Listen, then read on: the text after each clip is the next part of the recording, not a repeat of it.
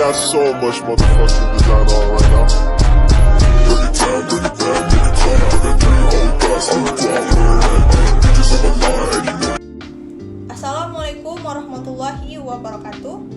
Halo, perkenalkan saya Ratna Rahayu dari kelas 3B Prodi Sarjana Terapan Keperawatan dan Profesi Nurse.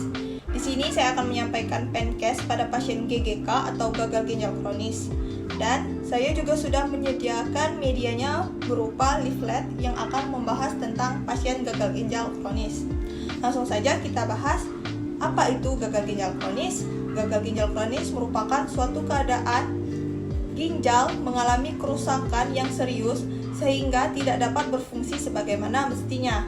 Dan apa sih fungsi ginjal? Fungsi ginjal yang pertama yaitu menyaring darah dari limbah beracun ataupun cairan yang berlebihan pada tubuh. Yang kedua, menyeimbangkan cairan tubuh. Yang ketiga, memproduksi sel darah merah dan mengatur tekanan darah pada tubuh.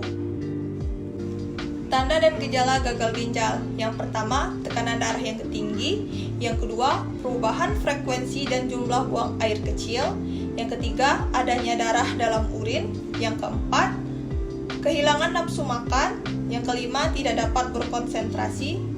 Yang keenam, pasien akan mengalami gatal. Yang ketujuh, pasien akan mengalami sesak, mual dan muntah. Yang kedelapan, bengkak, terutama pada kaki dan tangan, serta di kelopak mata akan bengkak pada pagi hari.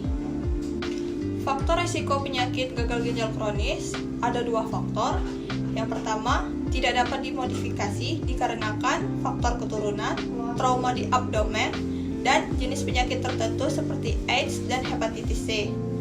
Dan untuk resiko yang kedua yaitu dapat dimodifikasi. Yang pertama oleh DM tipe 2, hipertensi, konsumsi obat pereda nyeri, dan narkoba. Untuk pencegahan dan pengendalian komplikasi pada pasien gagal ginjal kronik adalah dengan lakukan dengan cerdik. C. Cek kesehatan secara rutin. E. Menyiapkan asap rokok atau hindari asap rokok. R. Rajin beraktivitas fisik seperti berolahraga. D. Diet sehat kalori seimbang. I. Istirahat yang cukup. Dan K. Kelola stres atau hindari stres.